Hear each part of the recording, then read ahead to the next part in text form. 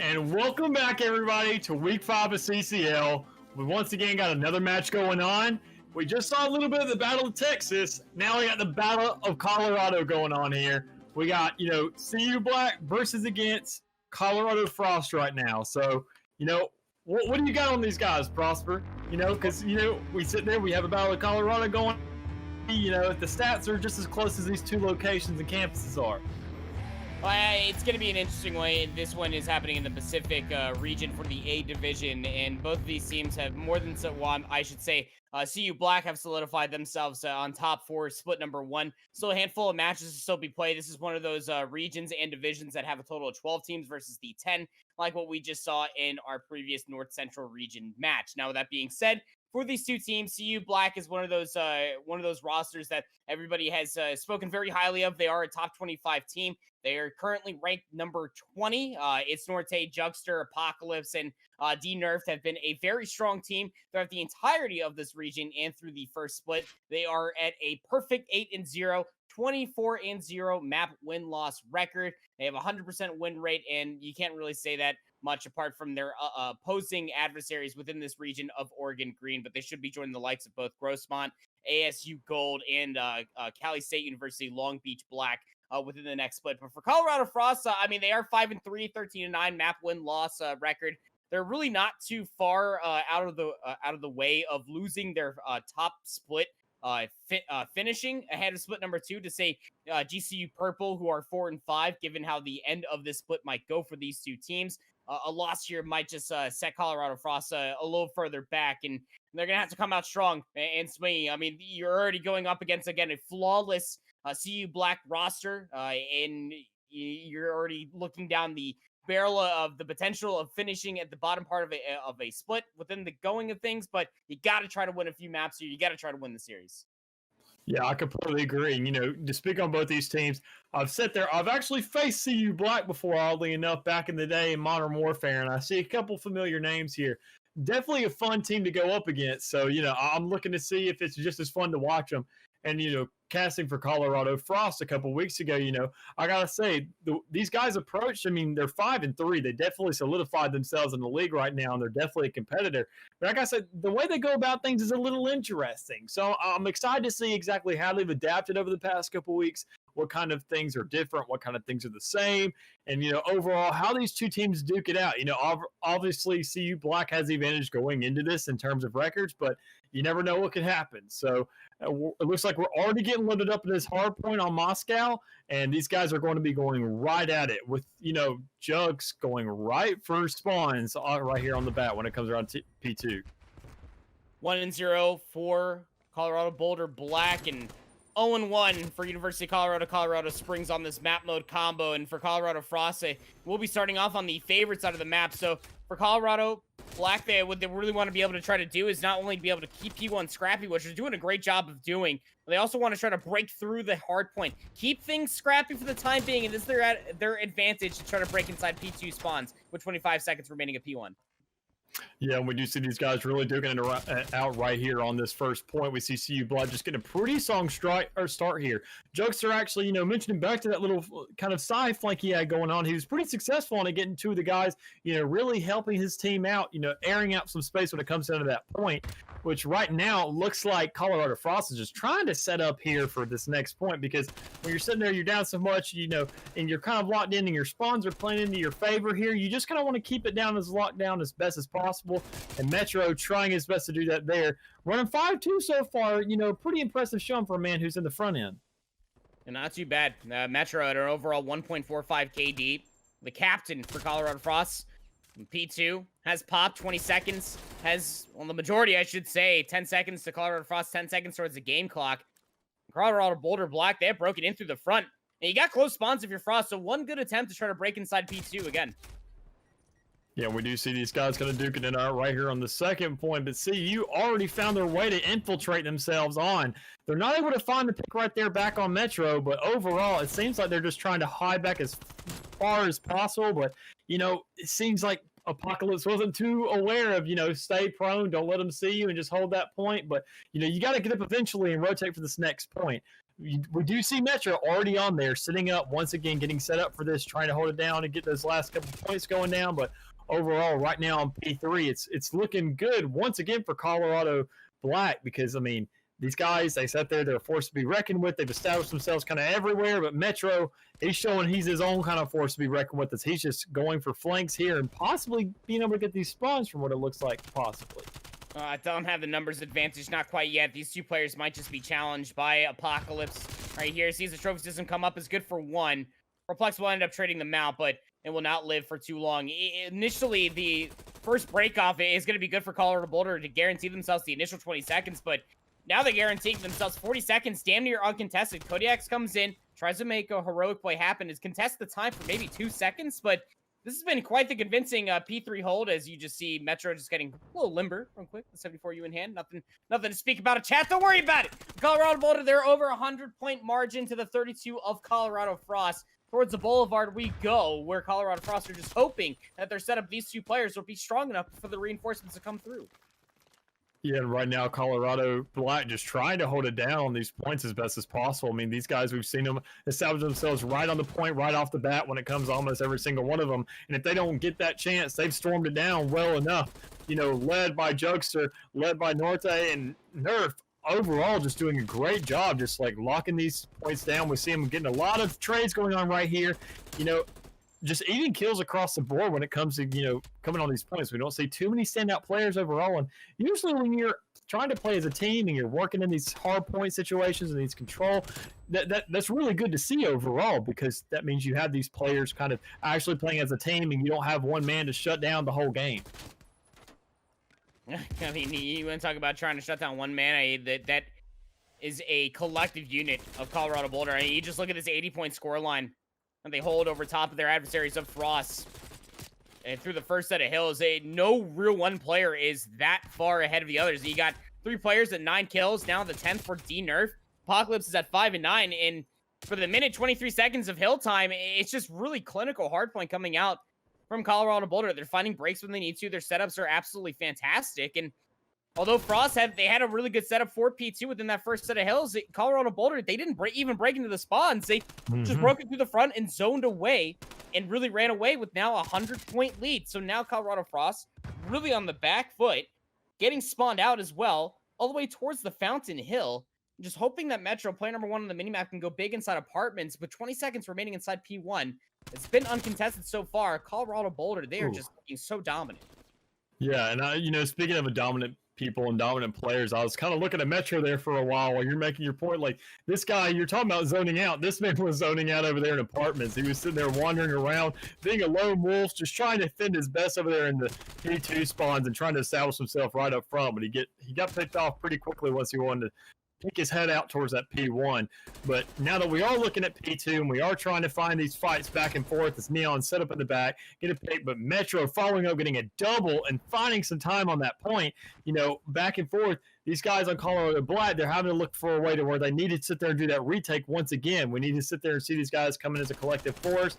We need possibly D-Nerf right at the beginning of that, as well as Jugster. And he's planning on it, looking at he's getting the man right there, but gets traded out by Proplex. But Apocalypse is there, you know, a whole team collaboration right there, just, you know, making sure to get these trades. 3 guys on the point, just trying to stay as close as possible, singing "We Are Family," just getting a little too close there on the point. Nice contested time came through from Colorado Frost. You were just hoping that also replicated back into the first set of hills, but again, this 100-point lead for Colorado Boulder is just escaping for Colorado Frost. And I'll go over towards New for the setup. Frost is here for the initial setup. Yes, Metro does find a kill inside gold, but player number 7, it's Norte, just flying in through the front. Contested time immediately and initially is going to be here. Has some help. Metro hits it from the side as well, but that's good for the break. You still have Norte alive on the Fountain. They smoke Proplex. Finally, Metro deals with this adversary, but good God, was that a lot of contested time.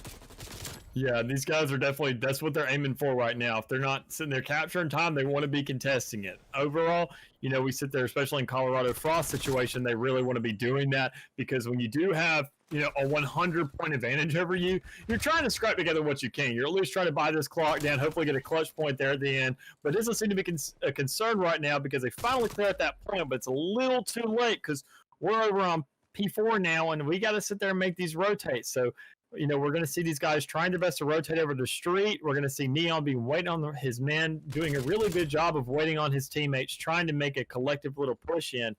But besides that, overall, that's what you need to be doing, because if you funnel in, you sit there and get a man in, a man in, a man in, it's not going to work because you got 4 guys to look at with Colorado Black doing such a great job of being collective and, seeing these guys pushing up as Apocalypse pushing up right there and, getting on the point with Norte.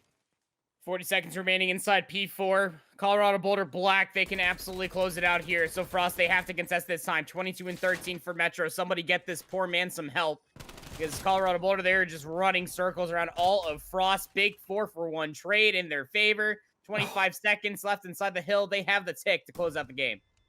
Yeah, that they do, and also another thing I wanted to mention is like this time, just look at it across the board. We have all these guys with, a minute plus. We got Norte, who's doing a great job of getting those kills as well as being on point, but, straight to the point, we see Apocalypse sit there and get a double to sit there and capitalize on this point, and Metro's going to try and be a clutch player here, but not exactly had the results he was looking for overall. But we see these guys on Frost already sitting on P1, trying to sit there and scrap together what they can. They're not part of the 100 club, thankfully.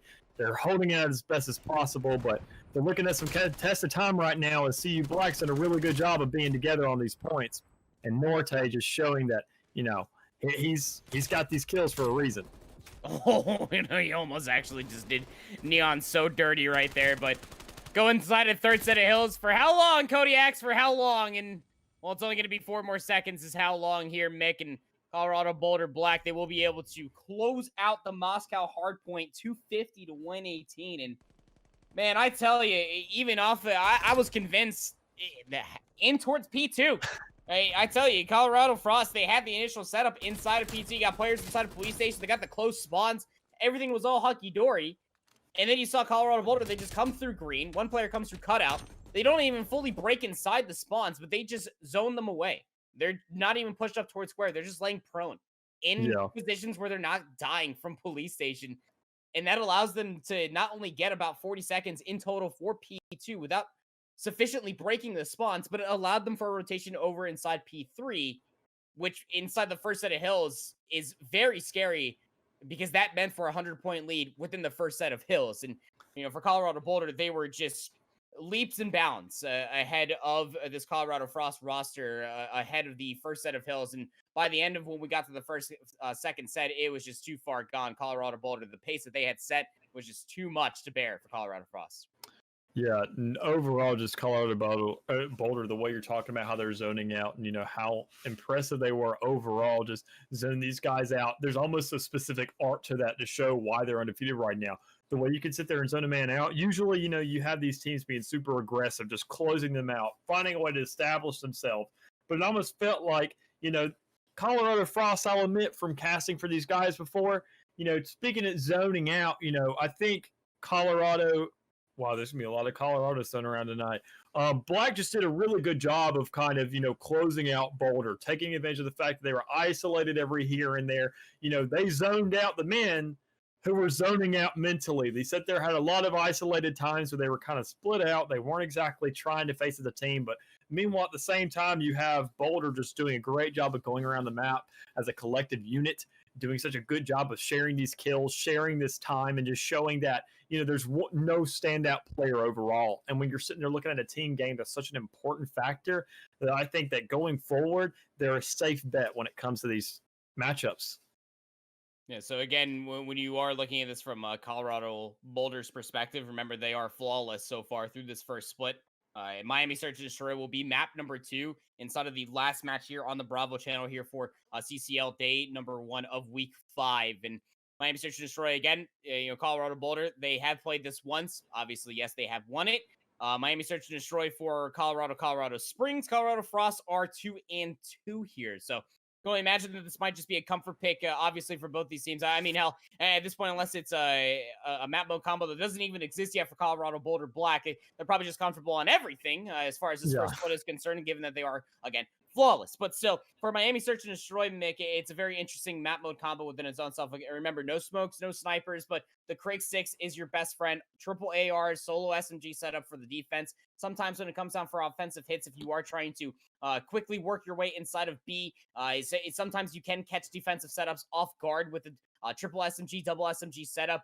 It just comes down to whether or not you're able to break inside these stronghold setups for the defensive AR. So whether you are that Krig 6 in top visitor building for the A push to come out from Tiki, or if you are that XM4 or Krig 6, whatever flavor you prefer on the backside of a dumpster, I suppose, while you are waiting for that push to come over by laundry. But this map can be ever so grueling for a sub player, for an explosive player to be able to just to be able to make headway throughout the entirety of the map, because it's just so again, just so damning for all the sightlines that it beholds.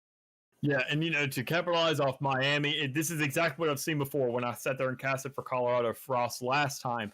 This is the exact kind of situation I saw them in when it came to search and destroy. Albeit they did have the upper hand last time because they were at a 1-0 lead, but at this point they're in the 1-0 deficit. So, that what that can do to a team's mentality, we're about to probably see it come into play here, because we saw them overall. They sat there and they had a lot of mid control. You didn't see too many on the outside of Tiki and things like that. You saw them in rushing down mid. I'll admit me and Schiff were a little confused by it, but I mean, overall it came out to, help them get that win. So when it comes down to it, they have to look around to adapting those sides. And with maybe that mid control, they could actually end up bringing this out, because, I mean, when you beat the likes of ASU, I mean, I'll admit Boulder's a whole new league, but if they sit there and establish themselves in mid and these guys are split up on the edges, they could easily overwhelm either one side or the other and make sure that they can get that bomb down and close this out, because they were very objective oriented, I will say. So, we will get to see this probably in action. We'll see plenty of things coming back to back, as this is such a big map and we'll see so much variety to it. But, we're loading into the map right now, so I'm excited to see what they have in store for us. Take it for what you will. Overall, Colorado Frost are 4-3 for search and destroy. That is a 57.14% overall win map loss ratio for them. And, that's their second best game mode, just behind Control, which is at 71% overall, 5-2. But, it's, again, you're just hoping to be able to take any maps. Maybe you're not feeling ever so confident being able to take the entire series versus Colorado Boulder Black, given that, again, they are undefeated so far through this split. But again, this is a big moment for Frost. You do not want to be losing this match, giving yourself, or giving GCU Purple, the opportunity to be able to inch their way inside of the top 6 teams, only having a handful of more matches before second split starts. But Miami Search and Destroy, here we go. Colorado Frost will be on the offense first. Metro, of course, carrying the bomb, leads their team with a 1.83 KD. Oh, it's a really risky push by Kodiak's right there, knowing he already got picked out by Norte and saying, you know what, I'm going to give it another shot because Apocalypse is right there.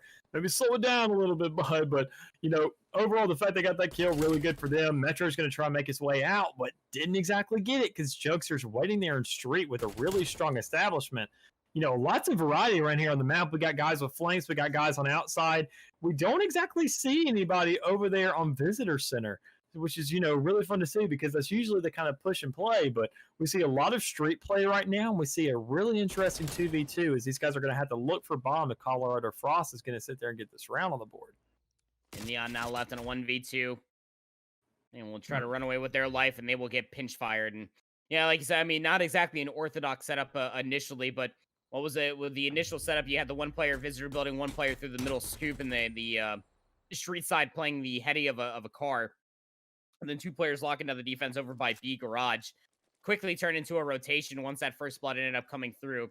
They snuffed out Metro. They saw that patty cake of a bomb, ended up just falling out of the pockets, and immediately just held the crosses. So wonderfully executed there for Colorado Boulder Black for defense. But what's your offense look like here? Your ARs were able to lock things down initially, and were able to hold the crosses, and it looks like that they're going to be able to rely on that going forward if they can do so for this A side. Now, the defensive setup is a good one. Got Proplex that's outside of the visitor building, just waiting for the push over towards the party boat. It might just come through, but there's no real presence through the middle of the map, which I wish Frost had. The first line of defense will be Kodiaks. They are rotating through. And they're done. Interesting, though, the way they sit there, you were mentioning out there on beach and all.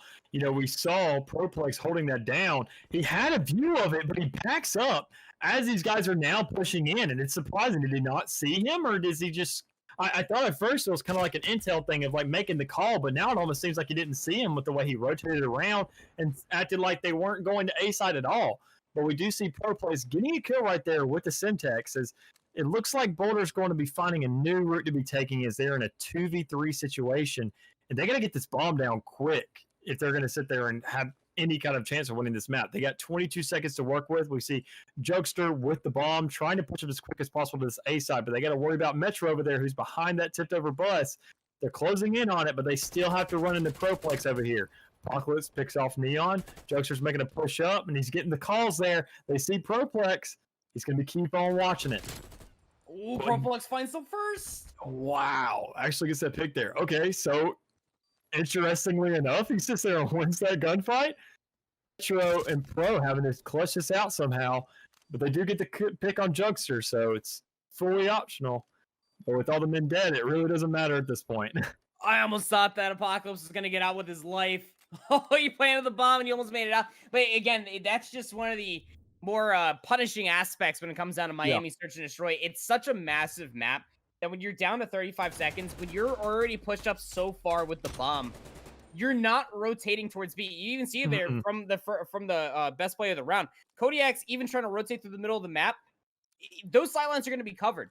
And with 25 seconds remaining, you got to know that an AR from Colorado Frost defensively will be watching that cross. Again, unorthodox setup. You almost thought that the play was going to be read a little bit earlier had a player had just been inside of the visitor building, or Kodiak's just, I don't know, not been so, I guess he's just so focused on one specific area of the map, would have been able to see some players cross. But still, answering on back, defense for defense, now Colorado Frost looking with an A push here. Again, unorthodox setup has Jugster. Look at their setup.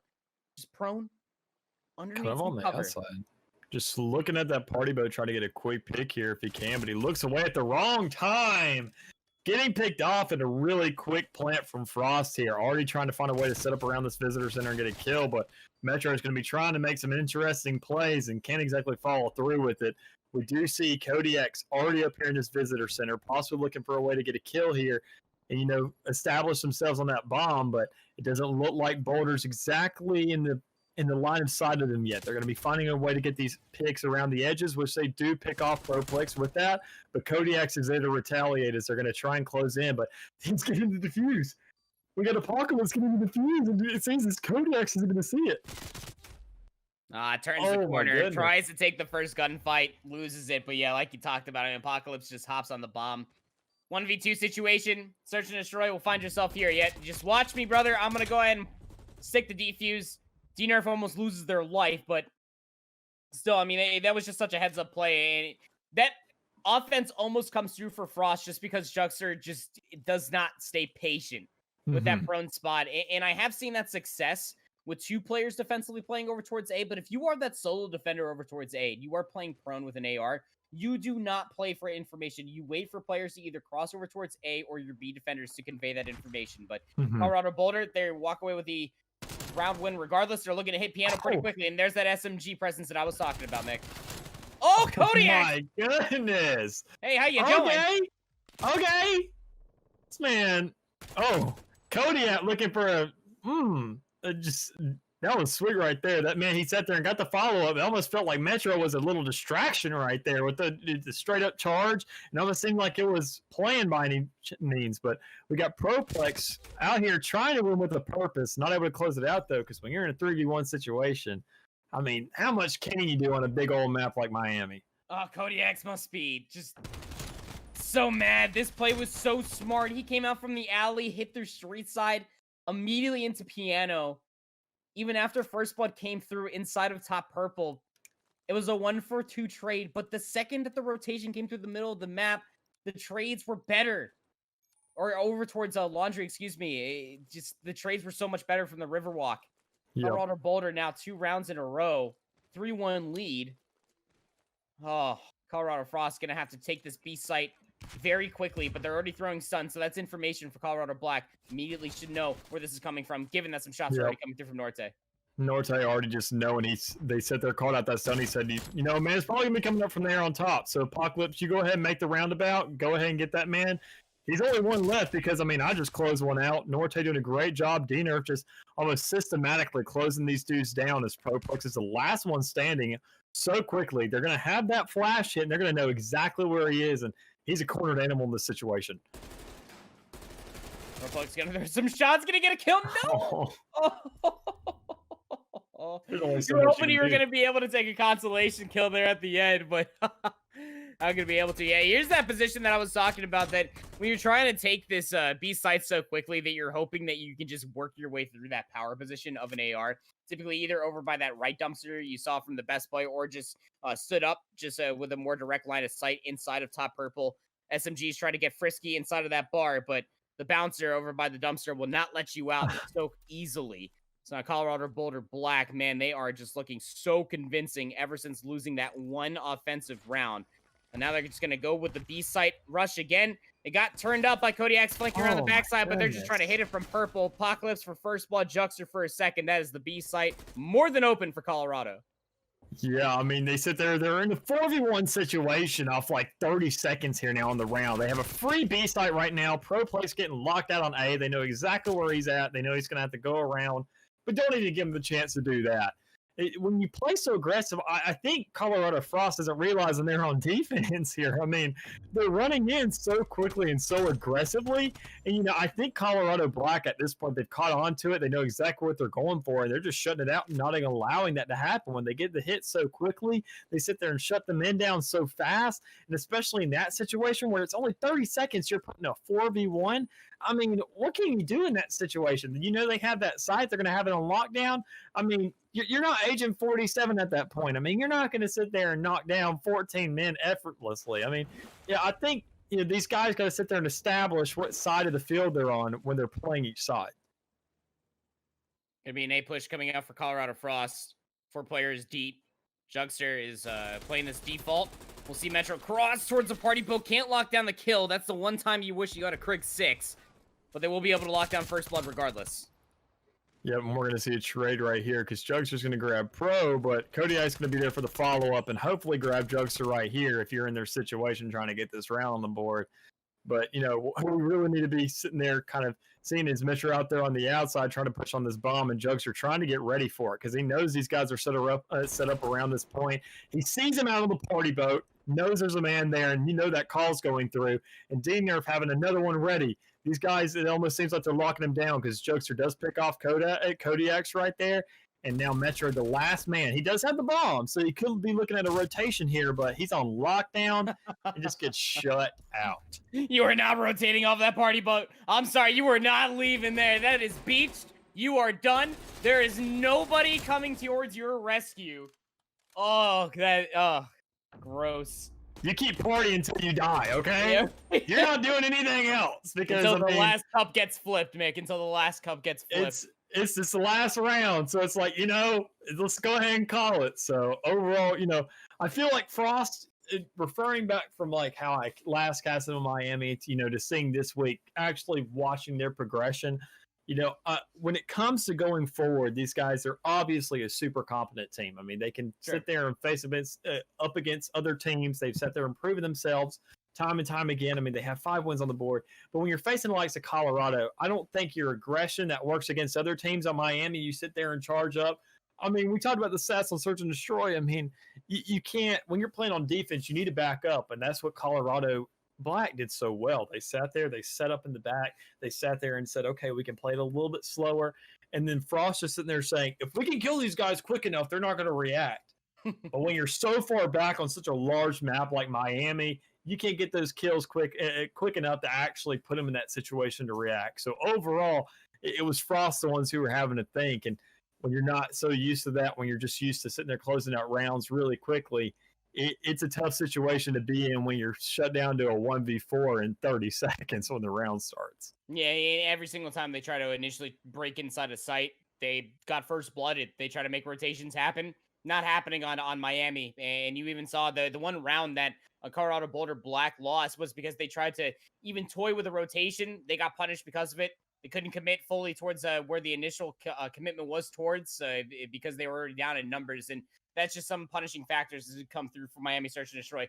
There are some more nuances I'm sure I can end up breaking down there, given for how Colorado Frost had played a couple of those rounds and how Colorado Boulder Black had retaliated, but that will be the Search and Destroy. Now we move over towards Control on Raid, where the series might just come towards a grand conclusion. But again, for Colorado Frost, I mean, this is a big series for them, given, again, they are teetering. They are currently 6 out of 12 teams within this A division for the Pacific region, of course, led by this Colorado Boulder Black squad and number 20 Oregon Green. Going on in towards split number 2, they will be joining the likes of some other talented team like California State University Long Beach Black, Grossmont, ASU Gold, which those two teams are actually going on off on each other over on the Alpha stream, which would be pretty interesting to see how they go up against each other within split number 2. But ahead for the future for Frost, I guess again you are very happy for GCU Purple. They still have to face ASU Maroon and this Colorado Black roster, which you think are very losable matches for that team. So you know that the 6th spot might be secure. Your biggest matchup ahead of this would be up against New Mexico State University. That esports roster is very talented. I got the pleasure of watching them just a few weeks ago, if not last week. But this is not looking good for Frost ahead of the second split. Yeah. And the competition is only going to get tougher when you are inside the same division with Grossmont, ASU Gold, CSULB Black, Oregon Green.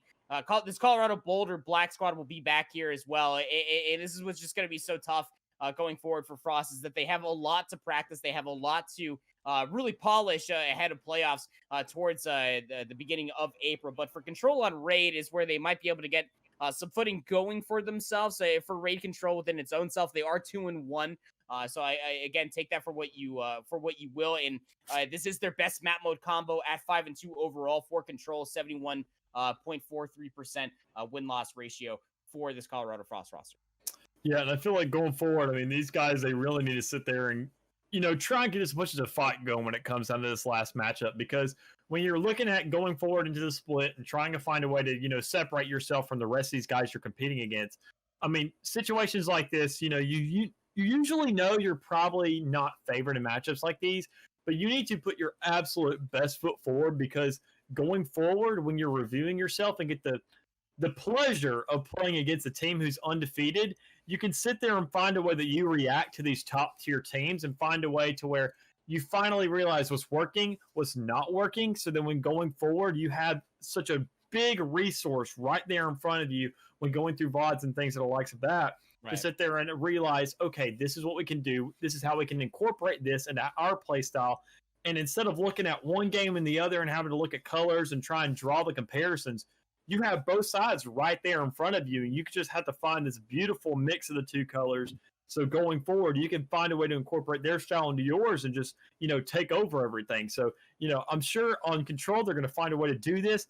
I didn't see Frost, they sat there, they won against ASU Maroon the other week when I saw them play this. So, they could definitely have a contention when it comes down to this, because they did pretty well when it came down to it. So overall, we are going to sit there and be loading into the map, see how this plays out.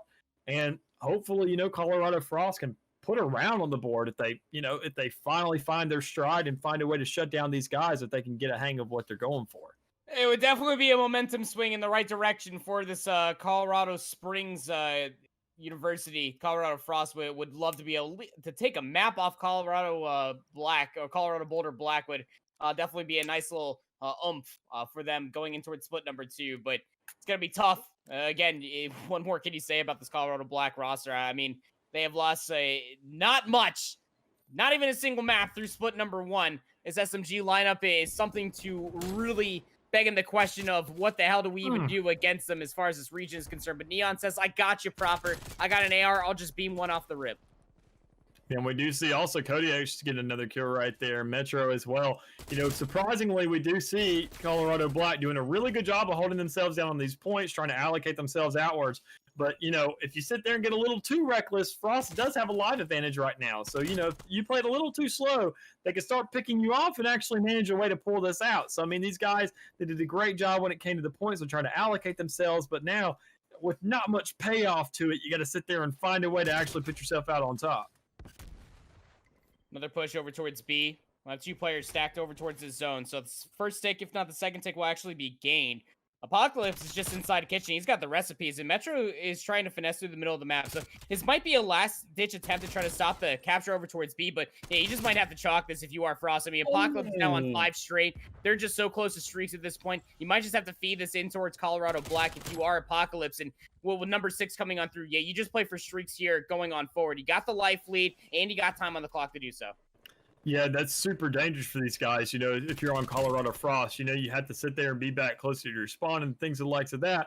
But I mean, overall, when these guys are in your spawn, it's looking like if you get a pick here and there, they can just lock you out, especially with, you know, Apocalypse being over there when he was in kitchen, just holding that down so well, still rotating around the area, being in money and things to the likes of that, holding things out and just doing a great job overall. But, you know, his teammates are in trouble over there because they're getting picked out. But it doesn't matter, though, because they're at such a life advantage right now. Norte's getting these kills. They're finally making some momentum onto the objective. And at this point, it doesn't even seem like they need it because they've already locked down B side. They have so many guys stacked on top of A with 3 guys. And Apocalypse just being a great little Lone Ranger right now. But Metro is going to try and fight as much as possible, but gets clapped out right there. They're looking to close in on a second tick. Second tick of progress will come through. Apocalypse has the cruise missile fully streaked out. 8 spree for their 3rd life. 2 players now stacking towards the A zone. Apocalypse will peek out. They got streaks, so now you're just playing for the round win. And well, Beeman coming on through. 48 HP. Doesn't even matter. Colorado Black. What a decisive offensive round. It took them a couple attempts to break inside B, but the second that Apocalypse got inside kitchen, this point of view right here, just snapping onto so many people. Look at it. It's got like 3 HP. Nobody was able to take him down. He's fully streaked out after the first round, Mick. And now those are resources that you got to be aware of if you're Colorado Frost when you're trying to take either of these sites. Yeah, especially when it comes to both of these, because they're both really wide open. I mean, when you're looking over there at pillars and rocks and things of the likes of that, I mean, that is a wide open area. You're not going to have any kind of, you know, hold off if you're, you know, looking for cover, because I mean, Apocalypse is on a 9 streak right now. I mean, we saw Frost get that early little lead, but they couldn't capitalize on top of it. We do see him right now, you know, trading out pretty more evenly this time around, but Apocalypse, you know, he sat there, he's not going to let that settle pretty easily, because he sits there, gets shot in the back, and he's not a fan of that. He knows a man's going towards B side. He's going to try and lock that down and possibly get these guys off if he needs to with those kill streaks. But he doesn't need to. Man gets a double kill, shuts that off, and says, nah, run it back, give it one more shot. Yeah, I'm about to say, yeah, call these in, because at what point are you just going to start lapping yourself? Because you can't do that from a score standpoint. So yeah, use your streaks, start earning the next ones, because you're down to 50 seconds, and now it's just a big old race to stay on Apocalypse here, sport. Baby, I want to see what he's able to do. 14-2. You got all of Colorado Boulder Black so close towards the run. It almost looks like they're breaking inside of P3, and it's almost like we're back on Raid Hardpoint. Oh, Metro, though, he had a little bit of retaliation right there. Got the double kill, but, I mean, up until that point, it was like a book. You sit there and you're reading from left to right. You see yellow and white. It's crazy the way they had them lock down their spawns right there. And Jugster, he's going to say, oh, I got my own streaks of my own. So we're going to sit there. We're going to get those down. And with these guys have 23 seconds left and 8 lives remaining against the likes of Colorado Black, who – they're feeling comfortable on defense and have 25. Frost not able to close it right there, but you know it's a little bit of hope for Frost, but it's not enough that's seeming like to get them the objective. But we've seen a crazy thing tonight when it came down to some control. So Lord knows. Got 1 extra respawn now for Colorado Frost. Here comes your artillery strike. These are all the streaks now for Colorado Boulder Black, but good enough to get all of Colorado Frost off the site either by death or by scurrying away. There's going to be Neon, left alive. Yeah, they will be dealt with. Yeah, 2 rounds in, Colorado Boulder Black, they use all of their streaks. That was all 4 streaks, by the way. And honestly speaking, those were really bad streaks, but I don't even care, because that is just so fun to be able to see just on foot. It's like, hey, we earned these streaks off of our 3rd life. I'm still on a 17 spree. La-di-da. My name is Mr. Apocalypse. I'm just going to close out this map almost handedly. Yeah, Jugster was right there too, but Jesus, I am 20-4. I mean, with the name of Apocalypse, I mean, he has a right to it now. I mean, the man's just sitting there making this whole map a wasteland when it comes to Colorado Frost. Yeah, locking them out, just going on this big old spree, getting these streaks back to back over and over again, just locking these guys out. I mean, not even allowing them to get out of those spawns. They had them locked in garage and said, no, you know, you better start looking for your keys, because you're not walking out of here. You got to sit there and find some other means to get out. So overall, these guys doing a great job of just locking them down. Colorado Frost just seeming to have a much better start when it comes to defense. But, I think it takes, Colorado Black, they're super surgical about the way they're pushing onto these points because we see them now picking the momentum again, getting these kills and just flipping the live momentum just right around. We see guys on the point just establishing themselves. And then even then, when you're trying to sit there and fight for A, you're doing such a good job. You got to look at B side if you're Colorado Frost because they got 2 guys pushing over there. Great control. Yeah. You do end up losing the initial break off towards the initial control zone that you want. Okay, now we're spawning parallel towards the other one. By the way, it's Norte also fully streaked out at some point. I missed that because I was focused on the other 2. Excuse me.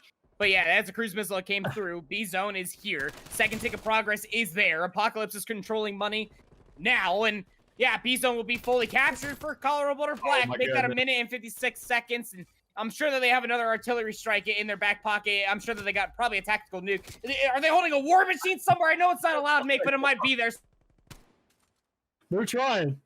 You saw that man over there on A side trying to sit there and go up, but Apocalypse, he says, okay, you're wiped off point. That's okay. I'm going to come around. We're going to throw out all of these kill streaks. We're going to make this map an absolute war zone. We're not playing COD anymore. We're playing Battlefield, baby. We got vehicles. We got all kinds of arsenal going on because, they are just slaying out right now. Apocalypse finally getting shut down by Metro, trying to find a way to get on that A site, but, man, you already got Norte and D-Nerf on there. If they're on the ones on site, you still have to worry. Apocalypse and Jugs are somewhere around here getting these streaks. So we have to look out for that. But it doesn't matter because they're already closing it out. Ending the series here at 3-0, having the biggest stance when it comes down to control. Oh my goodness. Look.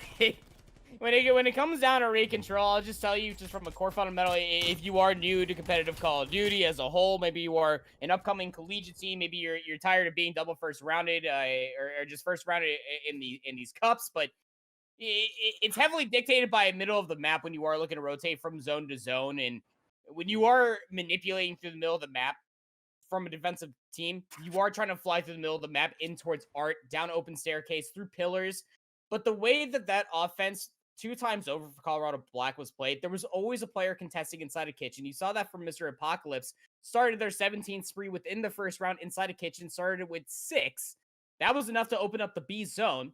Those are all the angles that you need. Your submachine gun pressure was just at an all-time high. I don't even think that it was past like 5 BPM. That's how fast the pace was coming on through for the likes of Colorado Boulder Black. That Frost just, I don't even think they couldn't even check the time. They were frozen. Still, no pulse. Not at all. Done. Dusted. That was, oh, God. That was a 17 spree. What? There were 3 people fully streaked out within 3 rounds of raid control. That's gross. That's the second control we've seen today to where it just feels, it feels nasty. Like, we didn't get the opportunity for the shower last match, but that one was, these guys sit there, they should go ahead and start, they should get into the meat business because that was a slaughterhouse. They tried to just establish themselves right there, showing, okay, we could have had it back and forth over the course of the game. You had little points here and there, but we're not going to let you put even a round on the board. We're not going to let you, we won't even let you get a kill on the board, it looks like at this point. For us, they did have that little moment right there off the bat. They could strongly establish themselves and find ways to counter those guys when it came around for that mid control and the things the likes of that. When it comes to raid, they could have had more momentum going forward because they did have those kills advantage right up front, but they didn't capitalize off that. They let too many guys slip through the cracks, and especially when you're looking at Apocalypse. If you let that man get anywhere outside of that spawn, you have to run out of the fear for your life because, with the way he was just slaying out there, it's if you let this man keep going in this series, it's going to look like Mad Max because everybody's going to have to die, and we're just going to have to start from scratch. Colorado Boulder Black, I tell you, this is a team that you're going to continue to be on the lookout for, whether it's in the top 25 power rankings. They are currently ranked number 20.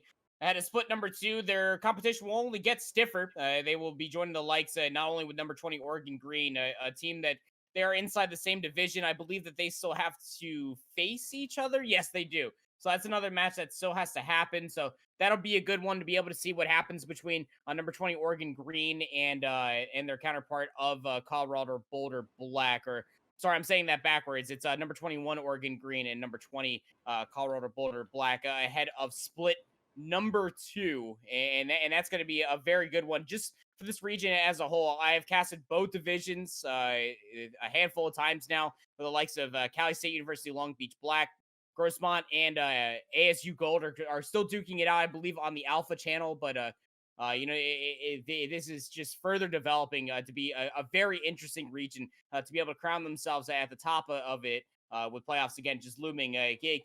Keep your tweet decks ready and keep your timeline fresh because College COD is still coming at you every Monday and Tuesday all the way until that April playoff March, baby. And even then in April, you don't want to stop there because it's only going to get more heated around these areas. So overall, we had some great games tonight. We saw some huge guys just sit there, put their foot down and say, okay, we're about to go into split 2.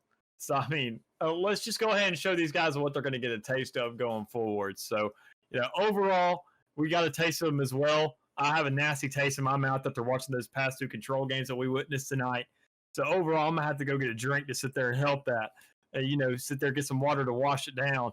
But besides that, overall, it's been a pleasure being here tonight, casting for all these guys, showing these competitions and, seeing these back and forths and watching these demolishes in terms of these controls. But overall, to sit there and close it out. I mean, you got anything else, Prosper? I mean, shoot, that was crazy.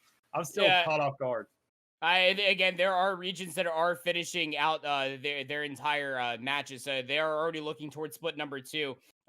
Bethany and Iowa Hawkeyes, those are 2 teams that have already been looking towards split number 2, and that was in the North Central region. Again, those regions that have 10 teams are already looking towards split number 2. A region that has 12 teams, like the Pacific region with Colorado Boulder Black and Colorado Frost, still have a handful of more matches to play again. But this is shaking up to be a fantastic split number 2. Nick, I cannot be happier to be able to cover and have the pleasure to be able to look at all these matches unfold, because at the end of it all, when we do get down to the playoffs and we are whittled down to 64, then 32, 16, 8 teams, I don't know if my heart can take it. There's so much good competition in the collegiate level of Call of Duty.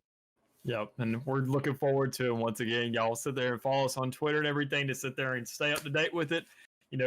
Get College COD on all your social medias, because, I mean, this thing it's going to get crazy. It's going to get wild, and we're going to see a lot more demolishing, but there's not going to be as much when things get a little closer. So, overall, pleasure seeing everybody out here tonight, watching these matches, rooting on your teams, and, we'll see you back next week when we have some a little more.